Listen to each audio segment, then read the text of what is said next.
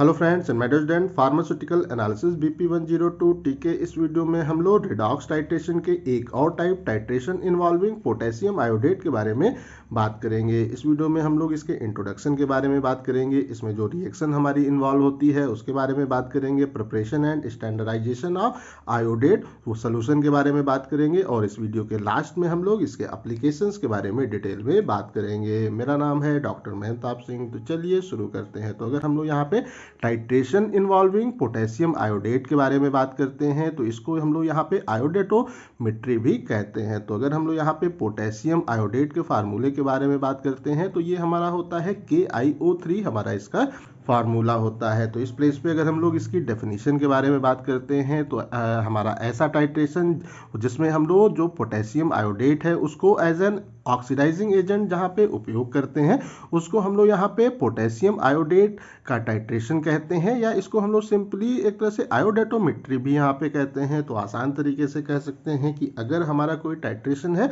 और उसमें हम लोग जो हमारा पोटेशियम आयोडेट है उसको एज एन ऑक्सीडाइजिंग एजेंट अगर उपयोग कर रहे हैं तो उस कंडीशन में जो हमारा टाइट्रेशन है वो हमारा पोटेशियम आयोडेट टाइट्रेशन सिंपली यहाँ पे कहलाता है। तो इस कंडीशन में अगर हम लोग रिएक्शन के बारे में बात करते हैं तो इसमें क्या होता है कि जो हमारा होता है पोटेशियम आयोडेट होता है उसकी जो रिएक्शन है जो हमारे होते हैं वो रिड्यूसिंग एजेंट होते हैं, उससे जो हमारी उसकी रिएक्शन होती है वो उस प्लेस पे इस चीज़ पे डिपेंड करती है कि हमारा एसिड का कंसंट्रेशन हमारे रिएक्शन में वहाँ पे कितना है। तो आसान तरीके से कह सकते हैं कि जो हमारा है यहाँ पे पोटेशियम आयोडेट और वहाँ पे जो है हमारा रिड्यूसिंग एजेंट उसकी बीच की जो रिएक्शन है वो वहाँ पे एसिड की जो कंसंट्रेशन है उसके ऊपर काफ़ी हद तक यहाँ पे वो डिपेंड करती है। तो इस कंडीशन में ये जो हमारा टाइट्रेशन होता है इसको हम लोग अक्सर हम कह सकते हैं एसिडिक इन्वायरमेंट में इसको हम लोग परफॉर्म करते हैं। तो इस कंडीशन में अगर हम लोग रिएक्शन के बारे में बात करते हैं तो जो हमारा यहाँ पे पोटेशियम आयोडेट होता है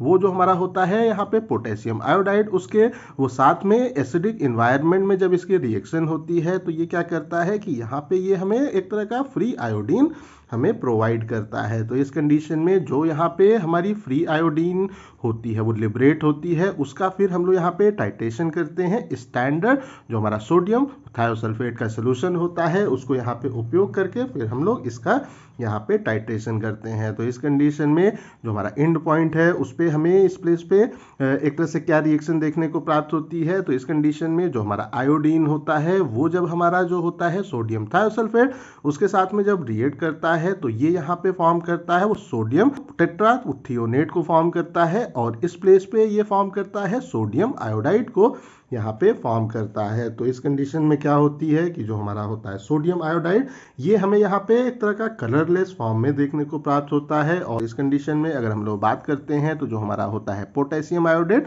ये एक प्रकार का हमारा होता है पावरफुल ऑक्सीडेंट होता है, और जब ये हमारे जो होते हैं रिड्यूसिंग एजेंट उनके साथ में यहाँ पे रिएक्ट करता है तो उस कंडीशन में यहाँ पे हमें एक तरह का जो हमारा आयोडाइड है, या अगर हम लोग यहाँ पे एक तरह से आर्सेनिक ट्राईऑक्साइड को उपयोग करते हैं तो उनका वहाँ पे हमें वो रिडक्शन देखने को प्राप्त होता है। तो इस कंडीशन में ये जो हमारी रिएक्शन है ये एसिडिक इन्वायरमेंट में हम लोग यहाँ पे प्रेफर करते हैं। तो अगर हम लोग यहाँ पे आर्सेनिक जो ट्राई ऑक्साइड है उसके साथ में इसकी रिएक्शन के एक तरह से बारे में बात करते हैं तो जो हमारे आयोडेट यहाँ पे आयंस होते हैं वो हमारा जो आर्सेनिक ट्राई ऑक्साइड है उसके साथ में एसिडिक इन्वायरमेंट में जब यहाँ पे रिएक्ट होता है तो ये अगेन यहाँ पे फ्री आयोडीन को यहाँ पे वो लिबरेट करता है। तो इस कंडीशन में जो हमारा यहाँ पे होता है एक तरह से फ्री आयोडीन उसका जो अमाउंट है उसको हम लोग यहाँ पे उसका एक तरह से डायरेक्ट टाइट्रेशन सोडियम थायोसल्फेट से उसका जब करते हैं तो यहाँ पे हम लोग आसानी से कितना अमाउंट हमारा आयोडीन यहाँ पे वो लिबरेट हो रहा है फ्री फॉर्म में उसको यहाँ पे हम लोग आसानी से डिटरमाइन कर लेते हैं। तो आसान तरीके से इस प्लेस पे हम लोग यहाँ पे कह सकते हैं कि जो हमारा यहाँ पे होता है आयोडेट का हमारा होता है यहाँ पे सोल्यूशन उसके अंदर हमें जो भी हमारा कोई भी अगर है रिड्यूसिंग एजेंट उसको हम लोग इसके अंदर यहाँ पे ऐड करते हैं। तो जब हम लोग इसको यहाँ पे ऐड करते हैं तो वो क्या करता है कि यहाँ पे वो अपना एक स्पेसिफिक अमाउंट फ्री आयोडीन को यहाँ पे लिबरेट करने का काम करता है। तो इस कंडीशन में हम लोग यहाँ पे स्टैंडर्ड सोडियम थायोसल्फेट को यहाँ पे उपयोग करते हैं, और इसने जो भी हमारा हमने ऐड किया था रिड्यूसिंग एजेंट उसने कितना अमाउंट वहाँ पे आयोडीन को फ्री फॉर्म में लिबरेट किया उसका अमाउंट हम लोग इसका टाइट्रेशन सोडियम थायोसल्फेट को यहाँ पे यूज करके आसानी से वो डिटरमाइन कर सकते हैं, जिससे कि हम लोग यहाँ पे ये वो डिटरमाइन कर सकते हैं कि कितना रिड्यूसिंग एजेंट हमने अपने टाइट्रेशन में यहाँ पे ऐड किया है। अब हम लोग यहाँ पे बात कर लेते हैं about the preparation of potassium iodate के बारे में, या हम कह सकते हैं preparation and standardization of potassium iodate के बारे में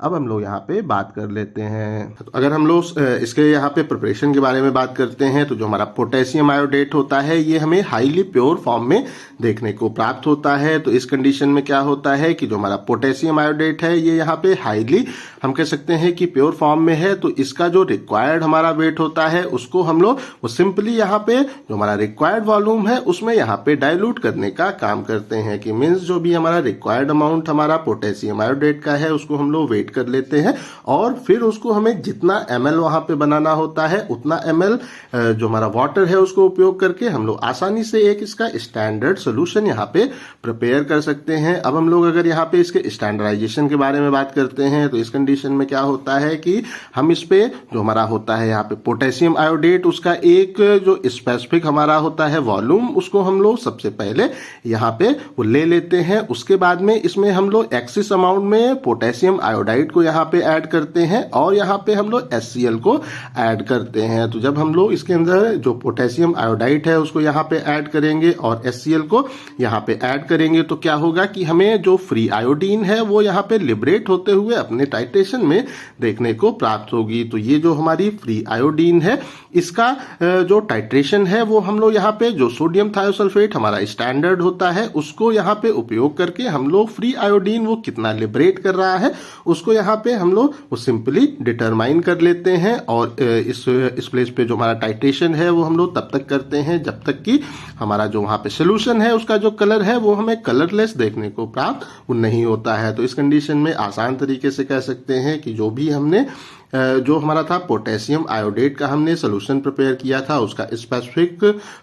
अमाउंट हम लोग यहाँ पे ले लेते हैं। उसके बाद में एक्सेस क्वांटिटी में पोटेशियम आयोडाइड को ऐड करते हैं, HCl को उसके अंदर वहाँ पे ऐड करते हैं। तो क्या होता है कि जब इनके बीच में रिएक्शन होती है तो फ्री आयोडीन वहाँ हमें लिबरेट होते हुए देखने को प्राप्त होती है। तो वहाँ पे कितना अमाउंट हमारा आयोडीन हुआ है लिबरेट उसको वहाँ पे डिटरमाइन करने के लिए उसका टाइट्रेशन फिर हम लोग स्टैंडर्ड सोडियम थायोसल्फेट के साथ में यहाँ पे एक तरह से करते हैं। और इस कंडीशन में हम लोग स्टार्च को इस प्लेस पे इंडिकेटर की तरह उपयोग कर सकते हैं। तो उसके बाद में टाइट्रेशन हम लोग इस प्लेस पे तब तक करते हैं जब तक कि जो हमारा सोल्यूशन है वो कलरलेस हमें होते हुए देखने को प्राप्त नहीं होता है। तो अब हम लोग इस प्लेस पे इसके एप्लीकेशंस के बारे में बात कर लेते हैं। तो इसका जो हमारा एप्लीकेशन है ये जो हमारा टाइट्रेशन होता है उसको हम लोग जो हमारा पोटेशियम आयोडाइड होता है, एंटीमनी होता है, आर्सेनिक होता है, जो हमारा हाइड्रोजीन है और जो कॉपर है उसके जो होता है डिटर्मिनेशन उसमें हम लोग इस टाइट्रेशन को यहाँ पे उपयोग करते हैं। तो आई थिंक सो ये टॉपिक आप लोगों को समझ में आ गया होगा। अगर अभी भी कहीं कोई कंफ्यूजन है तो कमेंट करके पूछ सकते हैं। इस टॉपिक का PDF आपको डिस्क्रिप्शन में मिल जाएगा। इस वीडियो को लाइक करें, अपने दोस्तों के साथ शेयर करें और ऐसे ही वीडियोस को देखने के लिए हमारे चैनल को सब्सक्राइब करना बिल्कुल भी ना भूलें और हमारे ऐप को भी इंस्टॉल करना बिल्कुल भी ना भूलें। Thank you.